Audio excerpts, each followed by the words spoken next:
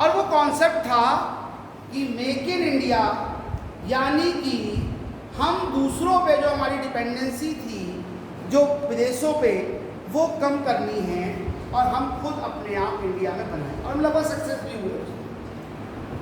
लेकिन वो प्लान जो 2014 बना उतना सक्सेसफुल नहीं हो पाया जितना कि होने लगा। हालांकि हम बहुत सारे क्षेत्रों में आगे आए, लेकिन हम उतना आगे नहीं आ पा रहे जितना कि हमको आ जाना चाहिए। दूसरा प्रोग्राम 2015 में लॉन्च किया गया। ये मैंने बताया था स्किल इंडिया का मतलब क्या था। अब ये क्वेश्चन जब आता है आपके पास कि make in India depends upon the success of make in India depend upon skill India, तब आप क्या लिखोगे इसमें? तो सबसे पहले आप इंट्रोडक्शन में आप एक एग्जाम्पल थोड़ा सा लिखोगे कि मेक इन इंडिया प्रोग्राम है क्या। तो आप लिखोगे सितंबर 2014 में एक प्लान गवर्नमेंट ऑफ इंडिया ने पास बनाया जिससे कि हमारी, जल्दी आओ, हमारी दूसरे देशों के ऊपर जो डिपेंडेंसी है वो फिनिश आउट हो जाए। We should be independent. हमें क्या बनना है? आत्मनिर्भर बनना चाहिए। और आत्मनिर्भर बनने के लिए हमारी सरकार ने मेक इन इंडिया प्रोग्राम लेकर आए और उनका जो पूरा फोकस था, और वो पूरा फोकस किस चीज में था? मैन्युफैक्चरिंग सेक्टर,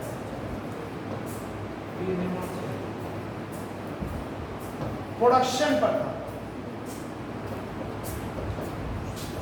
किस पर था? प्रोडक्शन पर था। तो आप बस 2 लाइन में बताइए कि मेक इन इंडिया क्या होता है, ज्यादा लिखने की जरूरत थी पॉइंट्स में।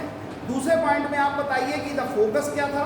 फोकस जो था मेक इन इंडिया प्रोग्राम का वो प्रोडक्शन पर था, ओनली कि आपको प्रोडक्शन बढ़ाना है। आपको ये नहीं कहा गया था उसमें कि आपको क्या करना है, सर्विस सेक्टर में जाना है। आपको क्या कहा गया था? You should aware regarding the production improve हो जाए। चलो ये प्रोडक्शन इंप्रूव कर देते हैं। प्रोडक्शन में बात आई तो मैंने कल भी इस बात पर डिस्कस किया था, एक क्वेश्चन यूपीएससी का डिक्लेयर किया था, डिस्कस किया था। उसमें था कि प्रोडक्शन तो बढ़ाना था, लेकिन ये प्रोडक्शन बढ़ेगा कैसे। इनसे कहा गया तो भाई काम करो, कुछ ऐसा काम करो जो विदेशों में सक्सेस हो जाए। हमें भारत विदेशों से कोई चीज़ हम उनको बेचने लगे, जो चीज़ हम विदेशों से मंगवा रहे थे वो हमें ना खरीदनी पड़े। लेकिन हम इस प्रोडक्शन इंडस्ट्री में जाएंगे कैसे, इस प्रोडक्शन को हम करेंगे कैसे? क्योंकि हमारे पास ये मिसिंग है। तब 2015 में जब ये चीज देखी गई तो ये दिया कि लोगों से हमने कह दिया कि यू शुड प्रोड्यूस समथिंग, आपको प्रोड्यूस करना चाहिए, बट ये नहीं बताया हाउ टू प्रोड्यूस, कैसे प्रोड्यूस करें। भाई प्रोड्यूस आदमी कब करेगा? जब आपको कुछ आता हो, और जब आपको कुछ आता ही नहीं है तो प्रोडक्शन कैसे करेगा? तो स्किल इंडिया प्रोग्राम आया और इसका फोकस था कि स्किल वर्कफोर्स पर हमें किस तरह से फोकस करना चाहिए। तो आप 3 बातें आपने बताई। पहली लाइन में आपने मैंने बताया कि आप बताइए इंट्रोडक्शन पर 3, ज़्यादा नहीं लिखना चाहिए, इतना लिखोगी मेक इन इंडिया प्रोग्राम क्या है और कब किस डेट में आया था। दूसरा आप बताइए इसका फोकस किस पे था। इसका फोकस पूरा मैन्युफैक्चरिंग सेक्टर में था। तीसरा आप इसमें बताइए कि प्रोडक्शन के लिए हमें क्या चाहिए था, इसके लोग चाहिए थे जो हमारे पास नहीं थे, क्योंकि हमारे पास जो लोग आ रहे थे जॉब सेक्टर के लिए, कल भी मैंने इस बात पे बात की थी कि वो कहाँ से आ रहे थे, वो एग्रीकल्चर सेक्टर से आ रहे थे या उनकी एजुकेशन सिस्टम अच्छा नहीं। तो क्या करना था हमें? सरकार ने स्किल डेवलपमेंट प्रोग्राम चलाए जिससे कि लोगों को कुछ अवेयर किया जाए। बहुत सारी योजनाएं चलाई जिससे कि लोग उसके बारे में जाने और कुछ सीखें, और कुछ सीखेंगे तो वो कुछ बनाएंगे, और बनाएंगे तो हमारे ऊपर धीरे धीरे। अब ये तो आपका इंट्रोडक्शन कंटेंट हो गया। अब इसके बाद आप बताइए कि इसके बीच में वो पूरा एक टेक्स्ट टाइप का बनाइए, 5-6 लाइनें अपने बात में लिखिए, और इसमें आप कोट कर सकते हैं, कोशिश करिए, पढ़िएगा डिफरेंट अदर कंट्रीज में क्या हो रहा है। जैसे कि हम एग्जाम्पल ले लेंगे चाइना, क्योंकि we are just equal to China in different manners, in population, in other things also. Population के बराबर में हम चाइना से बराबर हैं, ज़्यादा ही हो गया। है, चाइना की मार्केट, चाइना के प्रोडक्ट पूरे वर्ल्ड की मार्केट पर आज छाए हुए हैं। The China is capturing the whole of the world. आज अमेरिका के लोग भी चाइना का प्रोडक्ट यूज कर रहे हैं। और नाउ इन दैट सिचुएशन, आज की जो स्थिति है उसके according we are fully dependent upon Chinese product. Why? Anybody can tell me? तो बता सकता है? चाइना का सस्ता होता है। सस्ता होता है, इसलिए बात कही सस्ता होता है।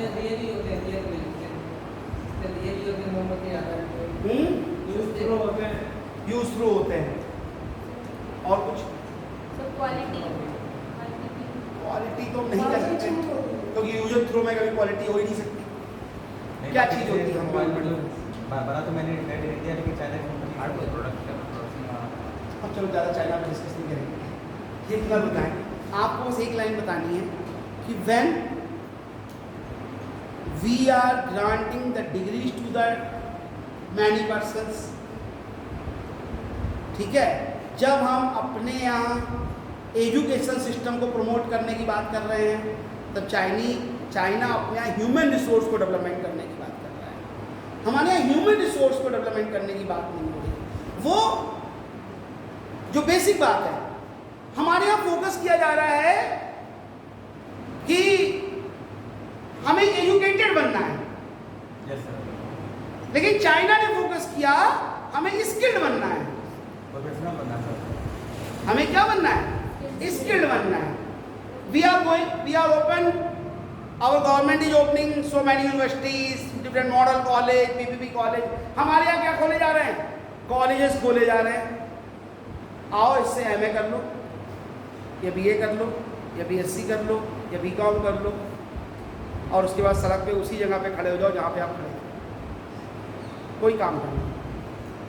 लेकिन चाइना ने एचआरडी को डेवलप किया। उन्होंने कहा we are not required population को, हमें क्या करना था?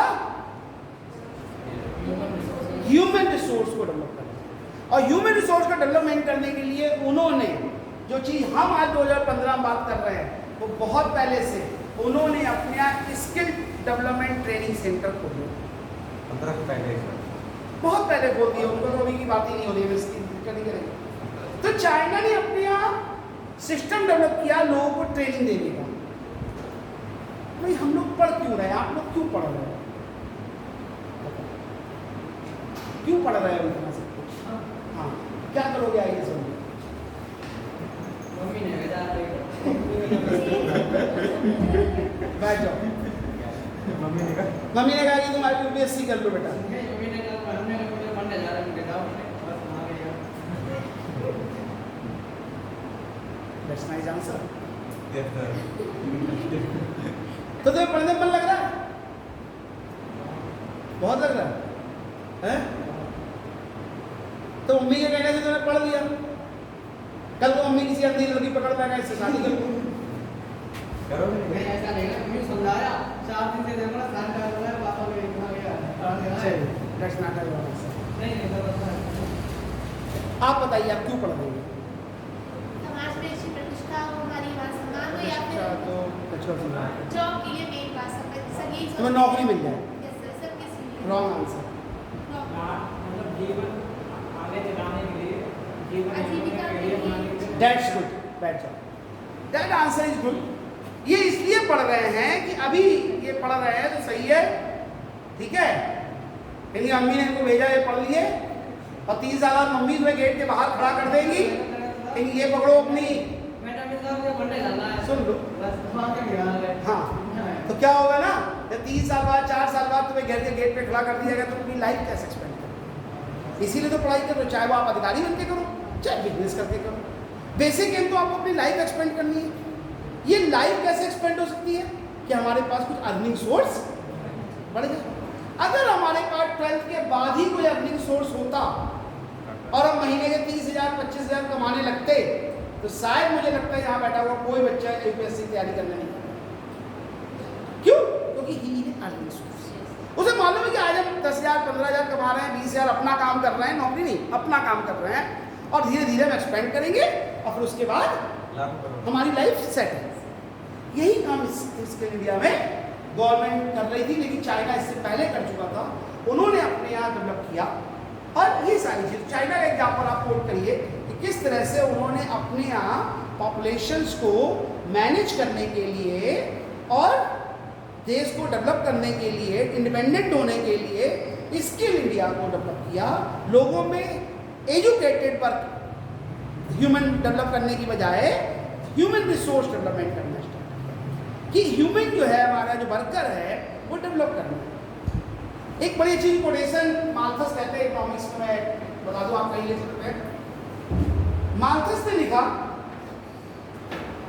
इट इज स्टूडेंट, समझ लीजिए, every born child have a to a stomach. हर पैदा होने वाला बच्चा एक पेट लेकर आता है। उन्होंने कहा, जब पॉपुलेशन की बात हुई थी तब उन्होंने एक बात कही, बट रॉबिन्सन ने उसको बताया, उन्होंने कहा it is true that. Robinson ने एक चीज लिखी और उसका क्रिटिसिज्म किया। उन्होंने कहा बात सही है, इकोनॉमिक्स में लिखा हुआ है कि एक आने जो पैदा बच्चा होता है वो एक पेट लेके आता है, लेकिन साथ साथ वो हाथ भी तो लाता है। If you are giving the work to, अगर आप उसके हाथों में कुछ काम दे दो तो वो पेट तो खुद ही भर लेगा। और आपने वर्क तो दिया नहीं उसे, आपने उससे कह दिया कि भाई कुछ करो, लेकिन उसके पास नॉलेज है नहीं। तो स्किल इंडिया को डेवलप करो। तो आप एक लाइन में लास्ट में कंक्लूड करके लिख सकते हैं, बहुत ज़्यादा नहीं, पूरा 3-4 पॉइंट में आप लिखिए। इसमें एक चाइना का एग्जाम्पल डालिए कि चाइना से किस तरह कंपेरेटिव है, हमारे यहाँ क्या क्या होता है, और लास्ट में आप सजेशन सिस्टम में आप लिख सकते हैं। उसमें एक थोड़ा सा नीचे कंक्लूड करके ये लिखिए पॉइंट्स में 3 चीज़ें लिखिए कि मेक इन इंडिया तब तक सक्सेसफुल नहीं हो सकता जब तक कि स्किल, भारत में स्किल डेवलपमेंट प्रोग्राम ना चले। इट इज ट्रू दैट, ये भी लिखिए कि ये सही बात है कि स्किल डेवलपमेंट हो रहा है, प्रोग्राम चल रहा है, बहुत सारे प्रोग्राम चल रहे हैं, लेकिन स्किल इंडिया के साथ साथ हमारा जो सबसे बड़ी प्रॉब्लम आ रही है, ठीक है, वो आ रही है, कल डिस्कस किया था एजुकेशन सिस्टम, कि हमारा एजुकेशन सिस्टम उतना डेवलप्ड नहीं है जो होना चाहिए था। Why I am going for training, हम क्यों जाएंगे ट्रेनिंग में, हमें क्यों नहीं 6th क्लास से कोई ट्रेनिंग दी गई, हमको क्यों नहीं सिखाया गया 6th क्लास से 7th क्लास से, कुछ वोकेशनल पढ़ाया जाता, कुछ इस तरह से कराया जाता कि हम कुछ उसमें पहले से सीख लेते। सर, उसके पॉजिटिव पॉइंट में ये लिखा जा सकता है कि जो नई शिक्षा नीति आई है 2000, नई शिक्षा नीति में उन्होंने वोकेशनल को इंक्लूड किया है, 8 तक फ्री में पास कर दिया। सही कह रहे हो, लेकिन बेसिक क्या है, तो आपको ये लिखना है कि स्किल इंडिया प्रोग्राम 2015 में गवर्नमेंट ने चलाया, लेकिन वो उतना तब तक बहुत ज़्यादा इफेक्टिव नहीं हो सकता जब तक कि हमारे एजुकेशन सिस्टम को प्रमोट ना किया। हमारा एजुकेशन सिस्टम जो है वो केवल थ्योरेटिकल ना होकर प्रैक्टिकल होना चाहिए, क्योंकि उसको प्रैक्टिकली बताया जाए कि कैसे होता है। ठीक है, आपको पढ़ाया गया होगा, मैं आज बात करता हूं, देखिए प्रैक्टिकल सिस्टम कैसे होता है। आपको सबको शुरुआत में स्कूल में मैडम ने वेजिटेबल्स याद कराई होगी, P for potato, L for lady, किसको याद कराई थी, सबको कराई थी। अब मैडम ने किताब में फोटो दिखा दिया था, शायद आप लोगों के टाइम में ही प्रोजेक्टर नहीं रहा, हमारे टाइम में तो था नहीं, क्योंकि 6-7 में तो शायद प्रोजेक्टर नहीं रहा होता, तो मैडम स्क्रीन पे दिखाती है। क्या ये संभव नहीं था कि वो मैडम आपको मार्केट, वेजिटेबल मार्केट ले जाती और उस दुकान पे जाके आपको लेडी फिंगर दिखाती, it is a potato, it is a lady finger, it is a chilli. अब आपने रट लिया कि एप्पल होता है, फोटो देख लिया, सही है, घर में जब आप देखते हो तो आपको याद रहता है, और जब चीज घर पे नहीं देखते हो आपको फिर याद ही नहीं रहते। आपको साइंस पढ़ दी आपने, बहुत सारे लोगों ने यहाँ पे हिस्ट्री पढ़ी होगी, कोई पढ़ा हिस्ट्री? हिस्ट्री पढ़ी, कौन सी क्लास में पढ़ा? आपने हिस्ट्री फर्स्ट ईयर में पढ़ी होगी, सेकेंड ईयर में पढ़ी होगी, क्या क्या पढ़ा था हिस्ट्री में? एशियन हिस्ट्री पढ़ी है, एशियन हिस्ट्री। और पता ही नहीं। आपने खजुराहो के बारे में पढ़ा है, अजंता के बारे में पढ़ा है, अरोरा के बारे में पढ़ा है? कभी स्कूल वाले आपको ले नहीं गए अजंता? फिर कैसे रख लिया व्हाट इज अजंता? क्या ये संभव नहीं था कि जब ये हिस्ट्री पढ़ रही हैं तो ये कैसे हिस्ट्री जो मेन सब्जेक्ट, जब आप हिस्ट्री में जाते हो तो आपके लिए बहुत बड़ी फील्ड है टूरिज्म सेक्टर। जॉब अपॉर्चुनिटी सबसे बड़ी, मैंने डिस्कस भी किया था कि इंडिया का सबसे बड़ा सेक्टर बन रहा है टूरिज्म सेक्टर। लेकिन इन्होंने तो जब अगर ये टूरिज्म सेक्टर में जाएंगी तो इनको बचपन से कभी पढ़ाया ही नहीं किया। जब वहाँ पे किसी को इंट्रोड्यूस कर रही होगी फॉरनर को कि इट इज अजंता, वो 2 क्वेश्चन पूछेगा तो इनको कुछ नहीं पता होगा, क्योंकि इन्होंने तो वही 4 लाइनें जो बुक में लिखी है डायरेक्टली। क्यों नहीं प्रैक्टिकल नॉलेज हो सकती? क्या इनको अजंता नहीं दिखाना चाहिए? इनको अलोरा जाके वहां नहीं दिखाना चाहिए कि देख लो ये व्हाट इज अजंता, क्या है अजंता की गुफा है, बताइए। पढ़ा है आपने? एक लाइन में बताइए आप। 1400 शताब्दी से पहले कुछ एक राजा ने वहां पर अपना महल बनाया और एक ही पहाड़ को काट कर सारा पूरा उन्होंने अपना महल डिजाइन किया। उसी के अंदर मंदिर भी है, उसी के अंदर रहने की जगह भी है, वॉशरूम भी है, पूरा एक ही पहाड़ को पहले लॉन्ग टाइम में। लेकिन ये थ्योरेटिकल था, प्रैक्टिकल था। आपने केमिस्ट्री पढ़ ली, लैब में पढ़ दिया कि how to produce oxygen, how to produce nitrogen, how to produce. क्यों ना ऐसा हुआ कि हमें कहीं प्रैक्टिकल किसी बायोकेमिस्ट के यहाँ जाकर, किसी मेडिकल लैब में ले जाकर हमको वहां पर ट्रेनिंग भी कराई जाती है कि आप यहाँ पर ट्रेनिंग करिए। क्या ये पॉसिबल नहीं था? क्या ये नहीं था कि फिजिक्स हम कहीं प्रैक्टिकल में हमें किसी फैक्ट्री में जाकर इंडस्ट्रियलाइजेशन में सीख लेते हैं? तो ये सबसे पहली चीज आ गई। आप लास्ट में मैं बता रहा हूं कंक्लूजन में लिखना है आपको कि हमको अपना स्किल इंडिया डेवलप करना है, लेकिन स्किल इंडिया भी उतना इफेक्टिव नहीं हो सकता, क्योंकि स्किल जो है वो केवल एक शॉर्ट टर्म प्रोसेस नहीं है। स्किल हमारे पास लॉन्ग टर्म प्रोसेस से आती है, और लॉन्ग टर्म प्रोसेस से हमारी एजुकेशन सिस्टम में कुछ इस तरह के चेंजेस किए जाएं।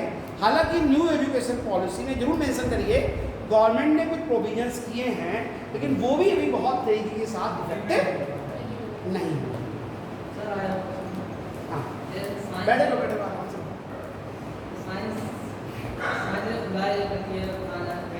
जी साइंस है ना, हाँ साइंस है पुराने दिनों बहुत साल करने पर लगे थे। ऐसा लगता है ना जैसे कुछ लोग भगवान नहीं है, कुछ लोग कहते हैं आप किसी में नहीं थे, तो इस बात सब बात है।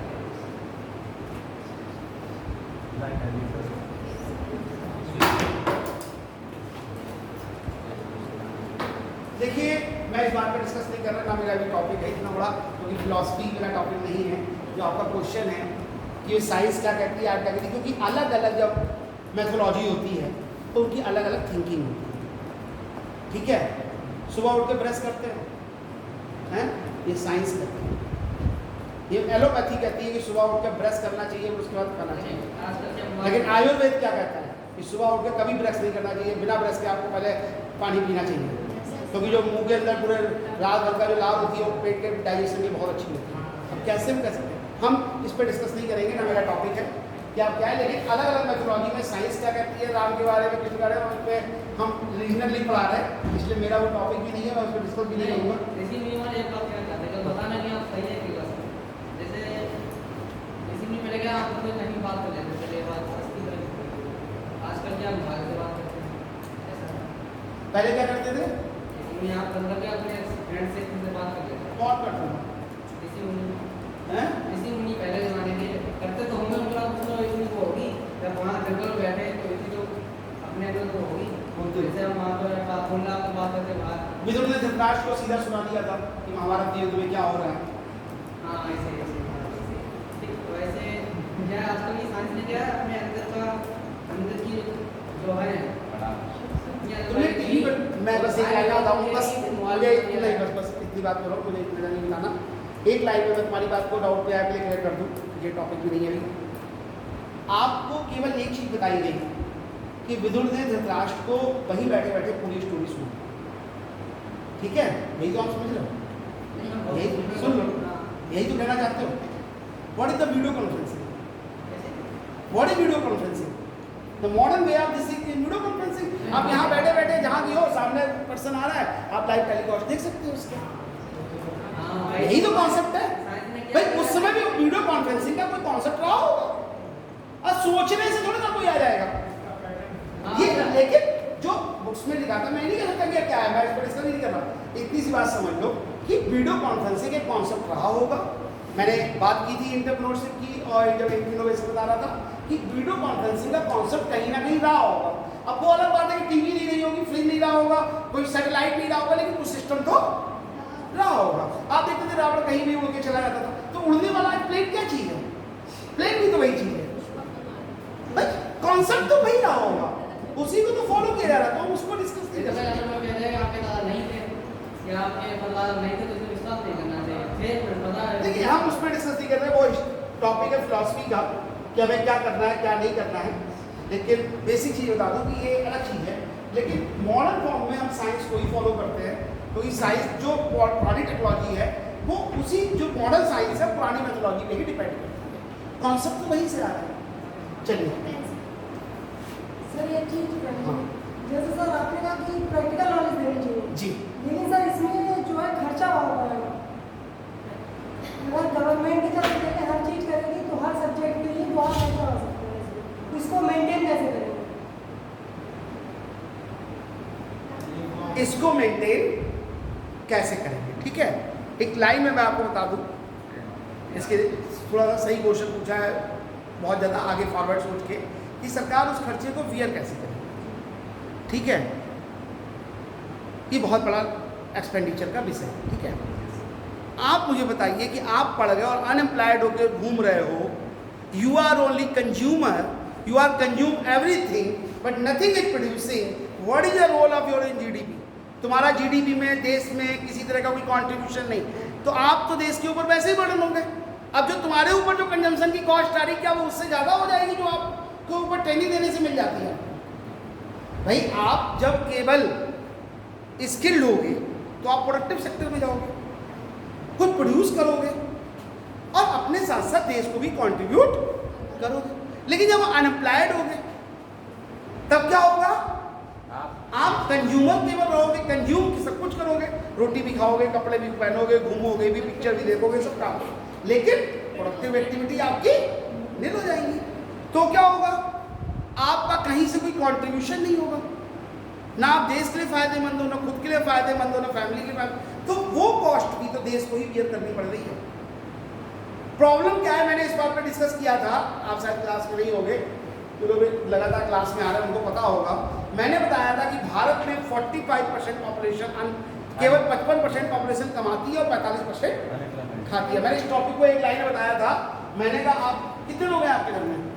मेरे 4 लोग हैं। क्या करते हैं पिताजी आपके? सर ड्राइवर है सर। 4 लोग हैं। मान लीजिए कि आपके पिताजी की इनकम 10,000 है, तो आपके हिस्से में 2,500 आए। कितने लोग आए? कितने हिस्से आए आपके? 2,500। ये तो बताया था पॉवर्टी की प्राइस डिटेल में। तो आप तो दूसरों का कंजम्पशन कर रहे हो, तो आपका तो कोई कॉन्ट्रीब्यूशन नहीं, आप खुद एक बर्डन बन रहे हो, आपकी कॉस्ट भी तो बियर करी जाएगी कंट्री की। इसलिए वो कॉस्ट ज़्यादा नहीं है, ट्रेनिंग की कॉस्ट, एजुकेशन कॉस्ट तो आई नहीं है, तो ट्रेनिंग कॉस्ट भी एक्सेस नहीं। हम बाद में स्किल इंडिया करा रहे हैं ना, फ्री में करा रहे हैं ना, तो कॉस्ट तो आ ही रही है, लेकिन क्यों ना ये बिगिनिंग से स्टार्ट हो जाता है। जो गवर्नमेंट न्यू एजुकेशन पॉलिसी भी इसीलिए लेके आई है, कुछ वोकेशनल लेकर आए। अब जो बच्चे पढ़ के आ रहे हैं उनको 2 फॉरेन लैंग्वेज सीखनी है, और आपको फॉरेन लैंग्वेज सीखने के लिए फिर 1 साल का कोर्स करना पड़ेगा, और अच्छी सीख भी नहीं पाओगे। क्यों? क्योंकि बचपन से जब सीखते 6 क्लास से 8 क्लास से आपको टेक्निकली इम्प्रूव किया जाता है, तब आप, तो ये होता है कॉस्ट की बियर नहीं कर सकते। तो ये आप समझ के मेक इन इंग्लिश क्वेश्चन को कैसे लिखेंगे, थोड़ा सा इंट्रोडक्शन में, उसके बाद बॉडी फॉरवर्ड और लास्ट में कंक्लूजन में। आप देखिए एक चीज जरूर ध्यान रखिए कि आप या तो किसी चीज़ की क्रिटिसिज्म मत करिए, किसी पॉलिसी की, गवर्नमेंट के क्रिटिसिज्म मत करिए, लेकिन आप वीकनेस फाइंड आउट कर सकते हैं। आप तो ये प्लान बेकार है, आप एक ये प्लान की कमियां हैं, और हाउ टू इम्प्रूव उसका सजेशन दे दीजिए एक लाइन में कि हम कैसे उसको इम्प्रूव कर सकते हैं। ठीक है, जैसे सरकार इम्प्रूव करने के लिए ट्रेनिंग सेंटर चलाए, ट्रेनिंग कैंप चलाए, ठीक है, अवेयरनेस प्रोग्राम चलाए, जिससे कि ज़्यादा से ज़्यादा लोगों को उसके बारे में जानकारी हो, ज़्यादा से ज़्यादा लोग उसकी तरफ अट्रैक्ट हो, लोगों को मोटिवेट करें। क्या करना है? मोटिवेट करना है कि भाई आपको इस सेक्टर में जाना चाहिए। एक और चीज़ होनी चाहिए जो भारत में बहुत कमी है कि स्कूलिंग के टाइम से हमारे यहाँ काउंसलिंग सिस्टम होना चाहिए, जो हमारे यहाँ नहीं है, जो यूरोपियन कंट्रीज में है, कि हमारी काउंसलिंग ही नहीं हो पाती।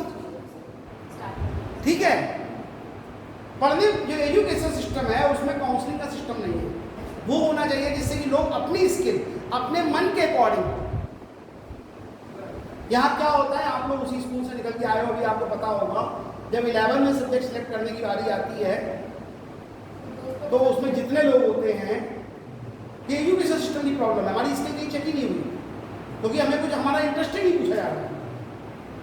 क्या प्रॉब्लम आ रही है कि 4 तरीके से बच्चे सब्जेक्ट सेलेक्ट करते हैं 11th में।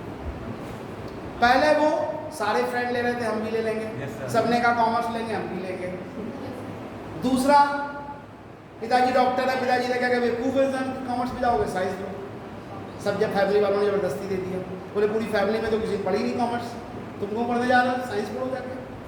तीसरा, नंबर कमाए, स्कूल वालों ने ज़बरदस्ती दे दी, बोले तुम साइंस के लायक नहीं हो, कॉमर्स में जाओ, कॉमर्स के लायक नहीं हो, ह्यूमैनिटीज में जाओ।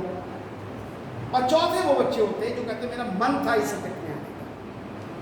तो जो कहते हैं कि मेरा मन था इस सब्जेक्ट में आने का, वो पहले से कुछ टारगेट बनाता और उसके लिए वर्क करता। तो स्किल जो है वो बिगिनिंग से होनी चाहिए। आपको लास्ट में देखना चाहिए, केवल एक ही तरीका है skill India and make in India programme को और इफेक्टिव बनाने के लिए कि हमारे एजुकेशन सिस्टम को बिगिनिंग से एक स्किल बेस्ड एजुकेशन बनाई जाए, ना कि थ्योरेटिकल बेस्ड एजुकेशन। क्योंकि स्किल बेस्ड एजुकेशन जब होती है तो मैंने एक बार बताया था बच्चों को कि आप लोगों ने BA कर लिया, that is not a very fruitful. आपने BA कर लिया, BSc कर लिया, B.Tech कर लिया, कोई फ्रूटफुल नहीं। वो आदमी अच्छा जिसने 1 साल का रेफ्रिजरेशन का डिप्लोमा कर लिया बैंक ITI से जाके, 1 साल का डिप्लोमा कर लिया, रेफ्रिजरेशन AC सही करने का उसको काम आ गया, वो अपनी दुकान खोल के बैठ गया। आप BA 6 साल खवाते रहे, अब वो 6 साल में अपनी कार खरीद चुका था। वो रोज डेली के 500 रुपये अपने घर पे कमाता था क्योंकि उसके पास एक स्किल है और धीरे धीरे वो अपनी स्किल को प्रोडक्टिव चीजों में यूज कर सकता है। और जब आपको प्रोडक्टिव ही नहीं आता तो आप कैसे कर सकते हैं? ये सारी चीजें हैं। चलिए अगली चीज हमारे जो मुझे आज टॉपिक बताना था, इस पे तो 10 मिनट बताना था बस केवल। आज जो बताना चाह रहा हूं, अब जो ये बात आई है मनी मार्केट,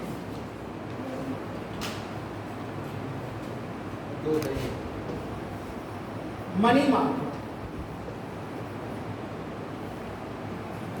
मुद्रा बाजार,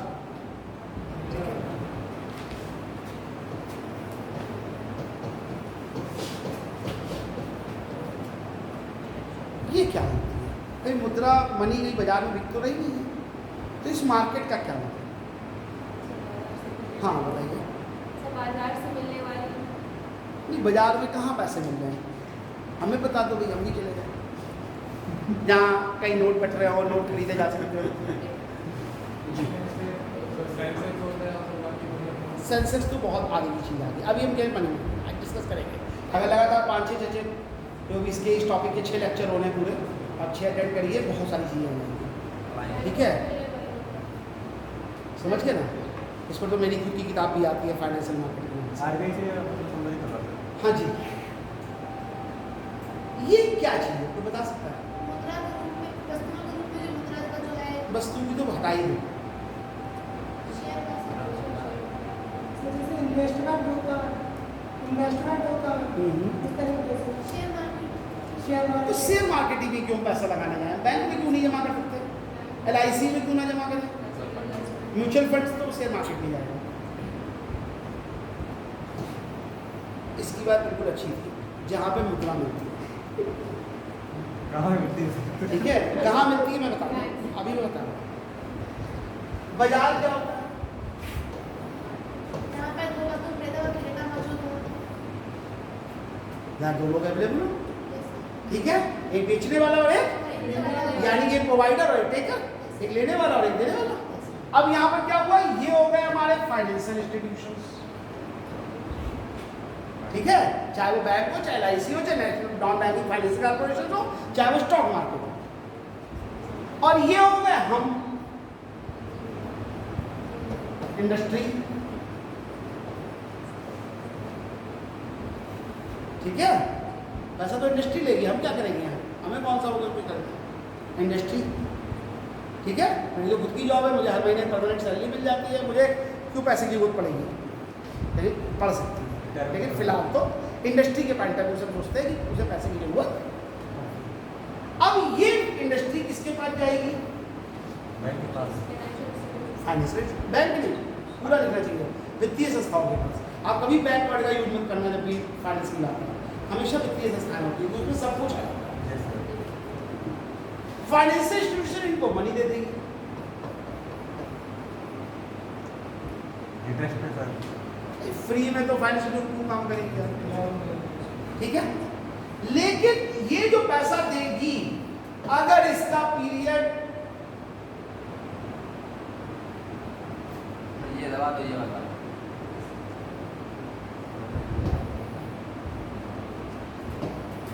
1 ईयर से कम है, लेस देन, तो ये जो लेन देन हुआ ये आ जाएगा मनी मार्केट। एक वर्ष से कम, है एक साल से कम होने कम होना चाहिए, 364, अधिक में नहीं आएगा, अधिक नहीं होता, मैक्सिमम है, मैक्सिमम यही है। मैक्सिमम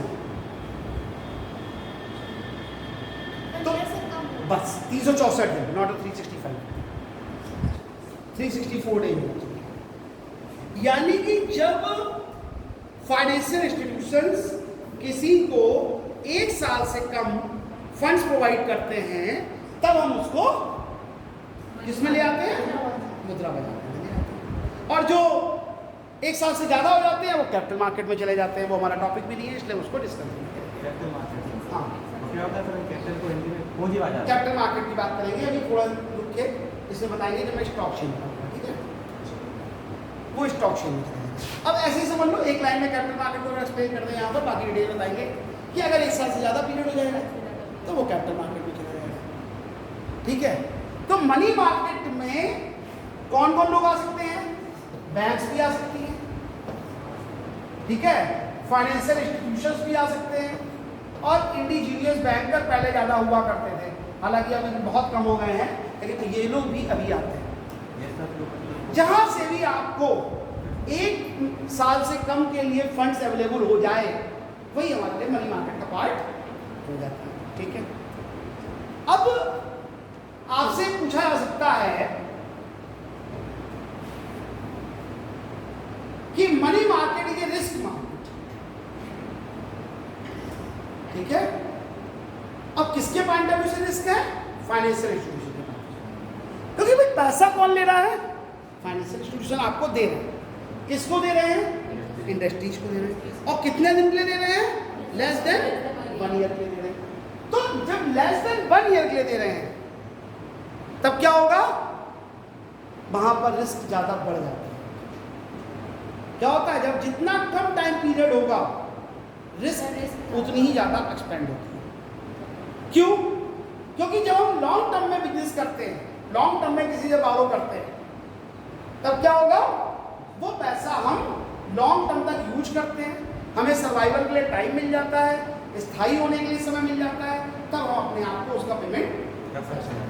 लेकिन जब हम शॉर्ट टर्म की बात करते हैं, अल्पकालीन चीज़ों की बात करते हैं, तो हमको फंड चाहिए होता है केवल कुछ ऐसे कामों के लिए जिसमें हम पैसे को 1 साल के अंदर टर्न अप कर सकें, 1 साल के अंदर हमारे पास मूवमेंट हो सके, तभी तो पे करेंगे। तो इसमें क्या क्या चीजें आती हैं, इसमें क्या क्या चीजें आती हैं, देखिए इसमें जो सबसे चीज आती है मनी मार्केट में, कंपोनेंट्स भी समझ लीजिए आप लोग, क्या है कहीं लिखना पड़ जाए छोटा सा, इसके जो कंपोनेंट्स हैं वो है ट्रेजरी बिल, ट्रेजरी बिल क्या होता है बताओ, ये सर हाँ सर वो जो सरकार की तरफ से एक ट्रेजरी बिल, सर जहाँ पे वो बनता है, हाँ बताइए, वेतन का भुगतान, वेतन का भुगतान होता है। ऐसा होता है कि कभी कभी कुछ कामों के लिए at the time of emergency या किसी और समय पर सरकार को भी पैसा चाहिए होता है। सरकारी प्रतिभूतियां नहीं नहीं, वो सिक्योरिटी वो अलग होती है। वो गवर्नमेंट सिक्योरिटी होती है। वो अलग होती है। ये गवर्नमेंट सिक्योरिटी की बात नहीं कर रहा हूँ। सर ये मैं treasury bill की कमर्शियल बात- बैंक जो होती है वो सर सुनो, 20 के आधार हैं? पर सरकार को वो देती है सर। कौन देता है? Commercial bank sir. Commercial bank सरकार से लोन कब लेने लगी, देने लगी? सुन लो मेरी बात सुनो। कभी कभी इमरजेंसी में या किसी अलग स्थितियों में, परिस्थितियों में सरकार को पैसे की जरूरत पड़ती है, तो सरकार तुमसे क्या करेगी? अब ऐसा नहीं है कि प्रधानमंत्री जी आ गए मंच पे, उन्होंने कहने लगे कि भैया इस समय बड़ा खतरनाक समय चल रहा है देश के लिए, हर आदमी 500 रुपये देगा हमें। सर स्टेट की बात है। ये क्या होगा? सरकार को पैसे की जरूरत है, सरकार जाएगी कहेगी आरबीआई से हमें पैसे दे दो, और आरबीआई क्या कहेगी कि छाप दे नोट। आरबीआई पर तो प्रेस है, वो छाप देगी। लेकिन क्या छापना संभव है? कमर्शियल बैंक से क्या सबके लिए नोट इशू करना पॉसिबल है? नहीं है। ठीक है, सबके लिए पॉसिबल नहीं। आरबीआई नोट नहीं छापेगी। आरबीआई क्या करेगी? जाएगी एक नोटिफिकेशन दे देगी पब्लिक के लिए,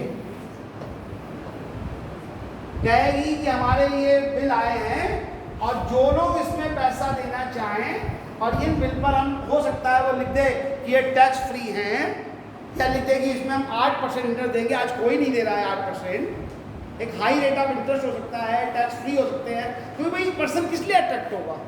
या तो टैक्स फ्री हो या इंटरेस्ट अच्छा हो, तभी तो अट्रैक्ट होगा। तो इशू करेगी किसको? पब्लिक को, कहेगी जिसको चाहिए वो ले लो।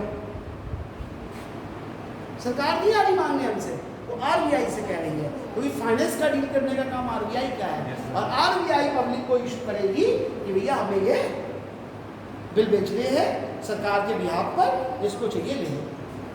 अब क्या होगा? ये बिल मिलेगा आपको 28 दिन के लिए, ठीक है? ये बिल मिलेगा आपको 84 डेज के लिए, ये बिल मिलेगा आपको 162 डेज के लिए, और ये बिल मिलेगा आपको 364 डेज के लिए। एक साल से कम हो रहा है सर। ठीक है, मतलब ये सरकार अपनी रिक्वायरमेंट के अकॉर्डिंग उसको कितने दिन के लिए पैसा चाहिए वो ये बिल इशू कर देती है। भाई उन्होंने देखा कि ठीक है अभी हमें पैसे चाहिए, 4 महीने के अंदर हम वापस कर देंगे, कुछ स्थितियाँ देश की अच्छी नहीं है, तो उन्होंने कहा ठीक है 162 डेज में ले लो, 6 महीने के अंदर 5 महीने के अंदर पैसा हम वापस कर देंगे। ये ट्रेजरी बिल होते हैं, इनको हाई रेट ऑफ इंटरेस्ट कहते हैं। इसमें एक और चीज़ भी आती है कि कई बार ये क्या होता है, किस तरह से मिलते हैं, इन पर इंटरेस्ट नहीं फिक्स होता कई बार। सर इसे हिंदी में क्या कहते हैं? इसको हिंदी में भी ट्रेजरी बिल ही कहते हैं, विपत्र बोलते हैं, बिल का मतलब होता है विपत्र, ठीक है? और इंग्लिश में ट्रेजरी, हिंदी में ट्रेजरी वर्ड ही बोलते हैं। नहीं वो नहीं, वो सरकारी का नाम होगी बात। तो ट्रेजरी वर्ड, ट्रेजरी विपत्र कह सकते हो, या कोई वर्ड होगा तो मैं बताता हूँ नेक्स्ट टाइम पे, ठीक है? यही सब मुझे इसमें ध्यान नहीं आ रहा, या हो सकता है आपको। तो क्या चीज आई? ये बिल हमने अलग अलग पीरियड के लिए ले लिए। अच्छा कई बार क्या होता है, इस पर इंटरेस्ट नहीं बताया जाता, इनको जीरो कूपन बॉन्ड की फॉर्म में इशू किया जाता है। इसमें इशू किया जाता है जीरो कूपन बॉन्ड को। कैसे इशू किया जाता है? जैसे कि 100 रुपए का है, ठीक है, एक यूनिट कितने की है? 100 रुपए की। लेकिन अभी आपको जब सरकार इशू करेगी तो 92 रुपए में करेगी। अभी आपको 92 रुपए दे दे, एक आपको यूनिट मिल जाएगी। जब आप लेने जाएंगे पैसे 28 दिन बाद, 64 दिन बाद, जो भी टाइम पीरियड होगा, तो पूरे 100 आपको मिलेंगे, यानी डिफरेंस आपका प्रॉफिट। तो ये एक ट्रेजरी बिल है, ये इसका क्योंकि ये 1 साल से कम का है, और ये क्या हो जाता है हमारा मनी मार्केट का पार्ट हो जाता है। अब इसके बाद जो अगली चीज आती है, ये भी थोड़े समय के लिए होते हैं ट्रेजरी बिल्स। हाँ पता है 1 साल से कम, रेयर केस में सरकार इशू कराती है, नॉर्मली नहीं इशू होते। एक होता है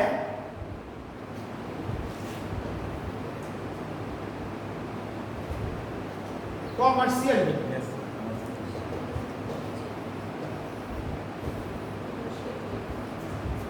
कॉमर्शियल बिल भी 1 साल से कम पीरियड की है।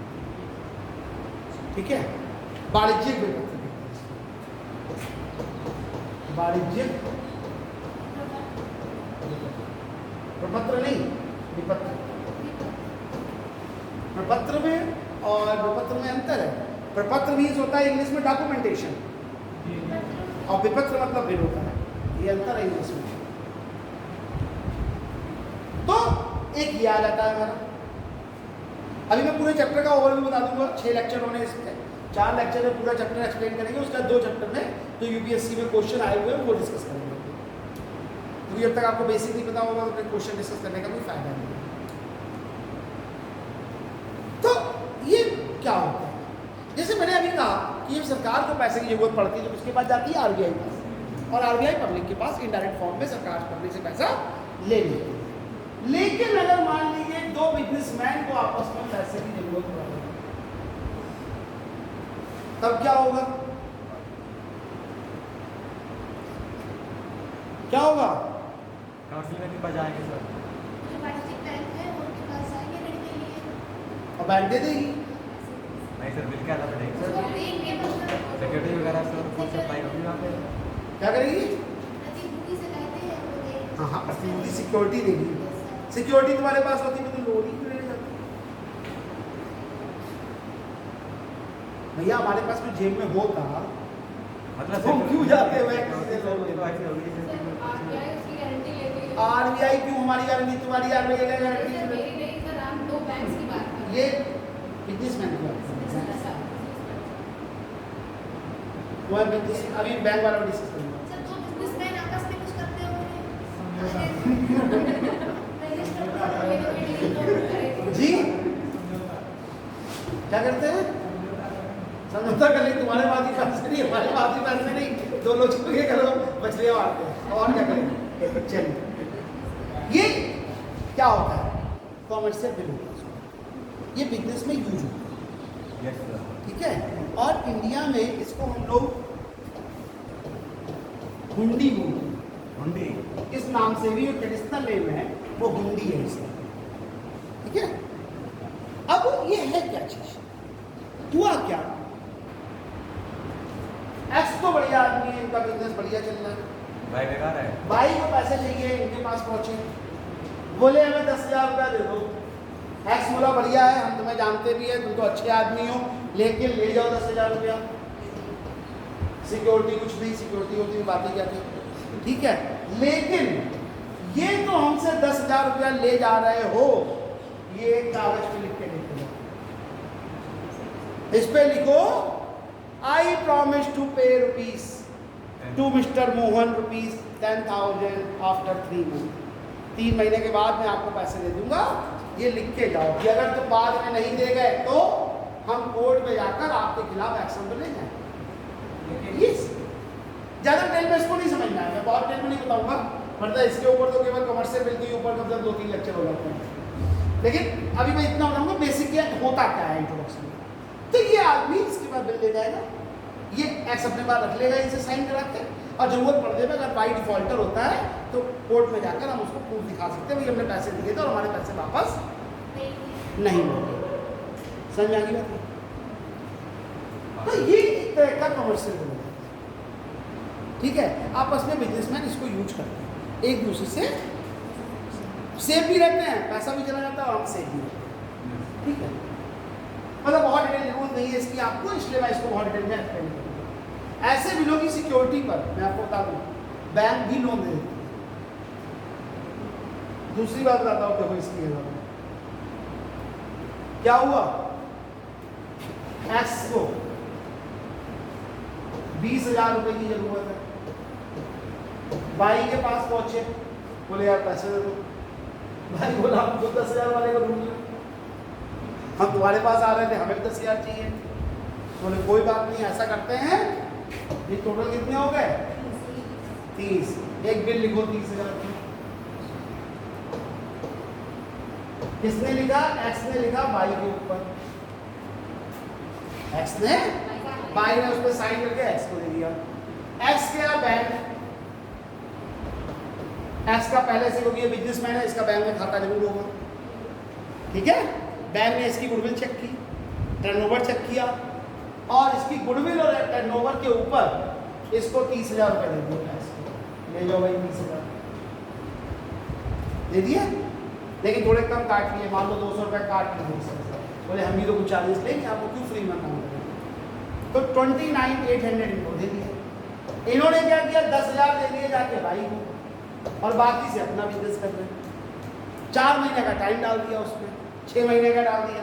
6 महीने बाद क्या होगा, तो बैंक आएगी मांगने तो भाई अपने पैसे दे देगा, एक्स अपने दे देगा, दोनों का काम चल गया। किसी के पास कोई सिक्योरिटी नहीं, कोई वर्क नहीं, तो ये होगा। समझने में बात को? ठीक है, सारा काम गुडविल और टर्नओवर में। और बैंक इसको फाइनेंशियल इंस्टीट्यूशन इसको, लेकिन ये सब काम 1 साल से कम के होते हैं, इसलिए हम इसको मनी मार्केट में ही कंटिन्यू करें। ठीक है, जब स्टॉक मार्केट की बात करेंगे तो कैपिटल मार्केट में चला जाएगा, करेंगे उस पर टैक्स। अगली चीज क्या आती है इसमें, जो अभी ये बात कर रहे थे, वो ये है कि एक बैंक दूसरी बैंक को उधार दे देती है। पीएनबी को चाहिए पैसे, अभी 50 लोग पहुंच गए बैंक में पीएनबी में अभी बोलेंगे लाओ पैसे बना लीजिए, हमें लग रहा बैंक बंद होने वाली, भागने वाले हो, लाओ पैसे, है ना। इन्होंने फैला दी खबर कि पंजाब नेशनल बैंक लेके भागने वाली है, पैसे निकाल रहे, अब पूरा शहर पहुंच गया उसके पास। अब वहाँ तो मैनेजर है, उसके बेचारे के हाथ पर खड़ा हो गया, सोचा कि आज लगना डंडे जरूर पड़ेंगे यहाँ पर, इतनी भीड़ हो गई, पैसे देंगे कैसे।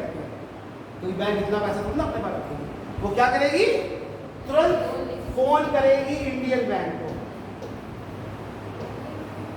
कहेगी भैया जितना पैसा है तुरंत हमारे पास 1 करोड़ रुपया भेज दो। अब इंडियन बैंक, ये कौन सा बैंक है इंडिया? इंडियन बैंक नहीं, अब इलाहाबाद बैंक मान जो कि तो इंडियन बैंक हो गई। आरबीआई नहीं होगा, आरबीआई से आरबीआई से नहीं होगा सर इसका, पीएनबी का। आरबीआई कहाँ जाओगे बताओ, तुम्हें अभी 10 रुपए की जरूरत पड़ जाए, घर में वापस मांगने जाओगे, पड़ोस में बैठे नहीं मांग लो, किससे मांगोगे। बड़े ऋण के लिए आरबीआई जाएगा। नहीं, आरबीआई तब भी नहीं जाएंगे, आरबीआई सब नहीं करता। आरबीआई कोई ले नहीं जाता, ये तो गलत किसी ने पढ़ा है, जब पढ़ा है तुमने, आरबीआई नहीं जाता। क्या हुआ, ये इंडियन बैंक के पास गए, इंडियन बैंक ने देखा अपना जोड़ा, बोले अरे भाई नहीं ऐसा है, 80 लाख खाली पड़े हमारे पास, इसकी हमें कोई जरूरत नहीं है, अभी 2-3 दिन नहीं पड़े। उन्हें लग रहा कि हमारे ऊपर अभी कोई संकट नहीं है, पैसा बैंक में पड़ा हुआ है ट्रेजरी में, हमारे खाते में कह रहे हैं वो कैश पड़ा हुआ है हमारे पास, इसकी जरूरत नहीं है। वो तुरंत पीएनबी से कहेगा ले लो भैया। अगर सर नहीं है इस बैंक के पास तो कोई बात नहीं, दूसरी पर ट्राई करिए। दूसरे बैंक कितने दिन के लिए, 24 आवर्स, 24 घंटे के लिए ओनली, मैक्सिमम चार्ज नहीं मैक्सिमम। एक लिमिट बोल सकते तो कितने घंटे के लिए देगी, 24 घंटे के लिए। ये पीरियड एक्सपेंड किया जा सकता है on that basis of desire of Indian bank, उसकी इच्छा पर भी अभी पैसे की जरूरत नहीं है, रखे रहो अपने पास। अब रखे रहो तो फ्री थोड़ा ना रखे रहो, उसे इसका ब्याज मिल रहा है, 24 घंटे का इंटरेस्ट मिल गया, उनके पास पैसा रखा हुआ था कमरे में बंद, उसने सोचा इनको दे दो, फ्री में ब्याज कमा लेंगे हम 1 दिन का।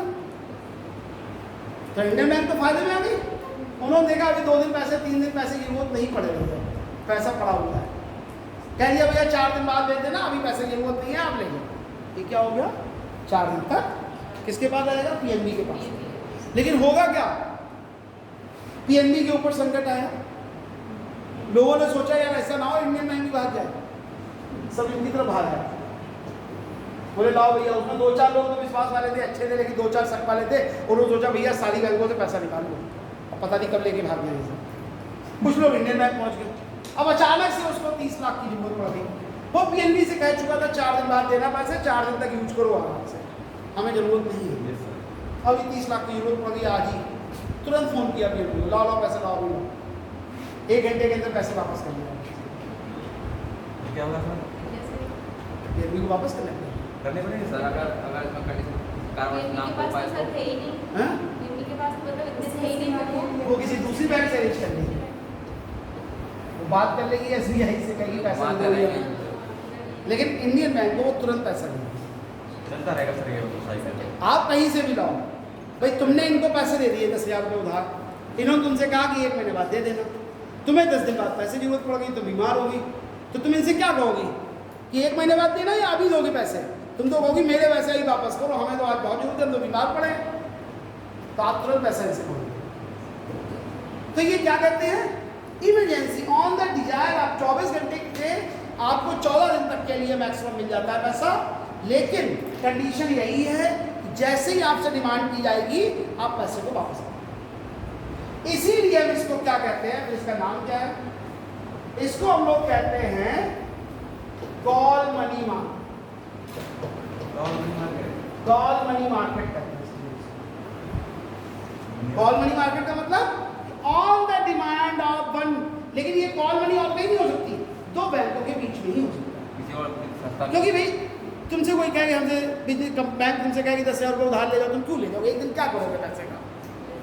लेकिन बैंक एक दूसरे की नीड को पूरा करने के लिए, एक बैंक के पास सरप्लस ऑफ फंड्स हैं, एक बैंक को फंड्स की जरूरत है, तो वो बैंक अपना फंड्स अपने पास 24 घंटे 48 घंटे स्टोर करके रखे, इससे अच्छा वो दूसरी बैंक को दे देती है और उससे अपना इंटरेस्ट मिल जाता है।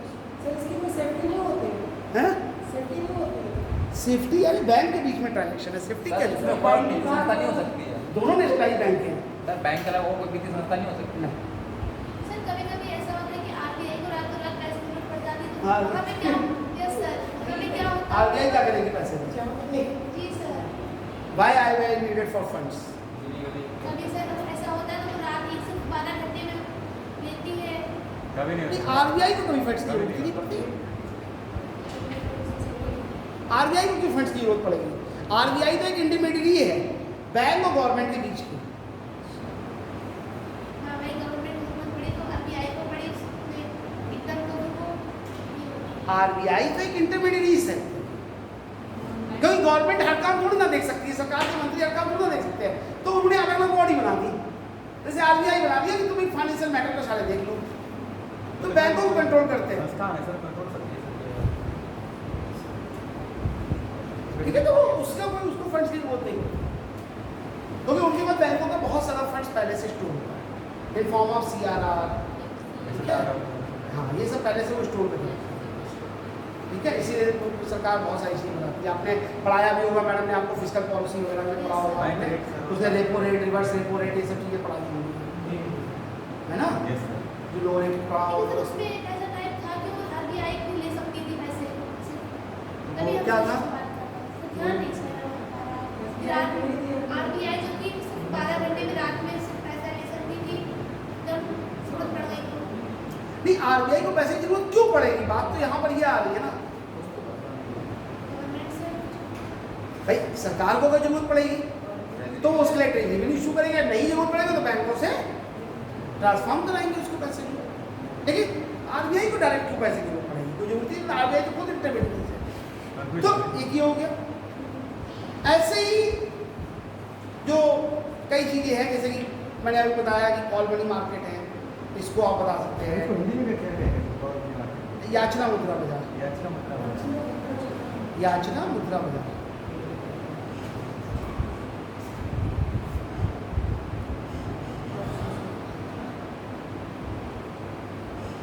सर ये बैंक के पैसे जाते कहाँ हैं? जाते कहाँ हैं? जैसे हमने जमा करे तो बैंक के पास नहीं है तो वो पैसे गए, वो किसी मतलब इन्वेस्ट करती है, किसी की नहीं आती है, उसको लोन देने में वो काम आते हैं, साइकिल चलता रहता है सर, मतलब हमारे पास हमारे पास ऐसे ही हमने डाले, आपने निकाल दिए। एक लाइन में बता दूँ तुम्हें, फिर मैं बहुत सारी चीज़ बताऊँगा, तो चलेगा टर्न लंबा। ये जितने भी फाइनेंशियल इंस्टीट्यूशंस हैं, इनका काम क्या होता है? तो बहुत सारे फंक्शन होते हैं, आपने पढ़े भी होंगे, बैंक में कितने हैं, ऐसे कितने, आप इस पर बात नहीं कर रहे। केवल एक काम होता है, इसीलिए इनको स्टैब्लिश किया, और वो काम है क्या है? संचालित करना, क्या? मुद्रा का फैसला से क्रियान्वयन करना।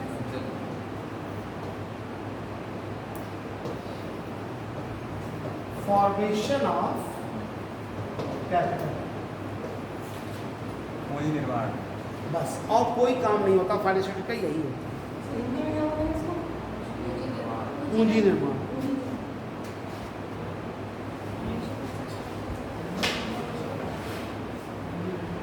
क्या नाम है आपका? नाम क्या बेटा? हम अंकुर जी। पैसे हैं आपके पास अभी? कितने हैं? हैं पैसे? फिर भी ऐसे एक्सपेक्टेड बता दो, ज़्यादा ना बता। 150 के आसपास हो। 150 चल कोई आसपास तो 100 तो है कन्फर्म? 100 तो है। क्या करोगे 100 रुपये का? हम तुमसे कहें 100 रुपये से बिजनेस करो, पॉसिबल है तुम्हारे लिए? अभी है तो बहुत सारे बिजनेस, मैं उस पर बात नहीं करूँगा। क्या पॉसिबल आसान है तुम्हारे लिए? कुछ अच्छा बिजनेस हो सकता है? कोई प्रोडक्टिव इंडस्ट्री लग सकती है? नहीं। ठीक है, तुम एक काम करो, इन सबसे ले लो पैसे, जितने जितने जिसके पास हो। इनके पास 50 हैं, इनके पास 20 हैं, इनके पास 100 हैं, इनके पास 50 हैं, ये 200 दे देंगे, ये 100 दे देंगे, 150 दे देंगे, सबके इकट्ठे करेंगे। तुम्हारे पास इकट्ठे हो जाएंगे 1500 रुपये लगभग। ठीक है, अब क्या करोगे? इसका कुछ प्रोडक्टिव काम भी आप कर सकते हो। ठीक है, कुछ बना के बेच सकते हो। मैं नहीं कह रहा तुम सीमेंट इंडस्ट्री लगा दोगे, मेरे कहने का मतलब आप कुछ प्रोडक्टिव कर सकते हो। क्या करना है इसको?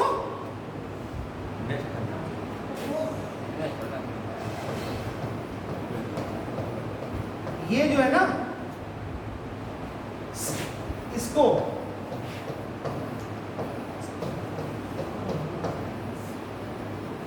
क्या बनाना है?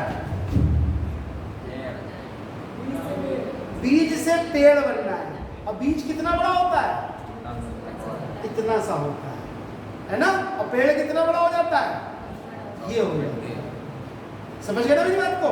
तो जब ये काम करती है financial institutions, the basic function जो है काम का, गॉड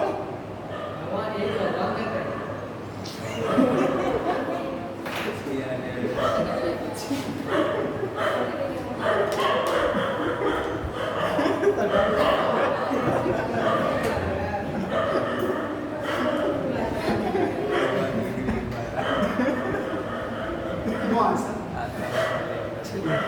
मैं उस पर डिस्कस नहीं करूँगा। हाँ, इसको पूंजी निर्माण। देखो, इसका मतलब केवल इतना है कि मैंने अभी देखिए सिंपल एग्जांपल दिया कि सबके पास अगर एक मेरी जेब में 10 रुपया है तो मैं क्या कर सकता हूँ? उसका जाके समोसे ही खा सकते हैं और कुछ कर नहीं सकते। और हम सबके 10-10 रुपये इकट्ठे कर ले तो समोसे की दुकान भी खोल सकते हैं, फिर सबको बेच सकते हैं, कुछ कमा सकते हैं, है ना?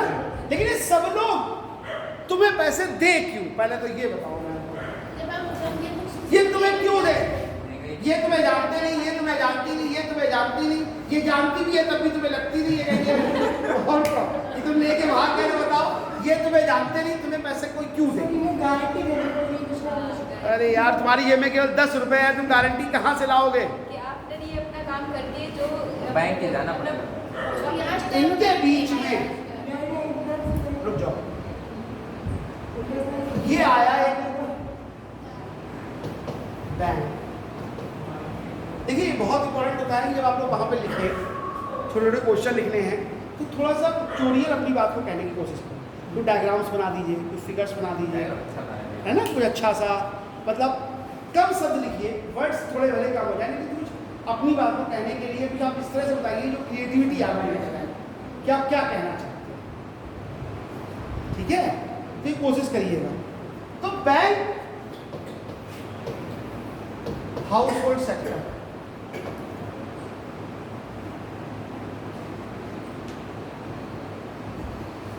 हाउस होल्ड सेक्टर,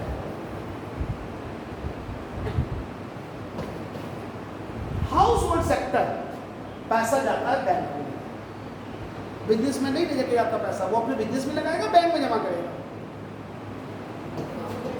ठीक है, समझ गए ना? ये पैसा वो देगा इंडस्ट्रियलिस्ट को, प्रोडक्टिव इंडस्ट्री लगाने के लिए।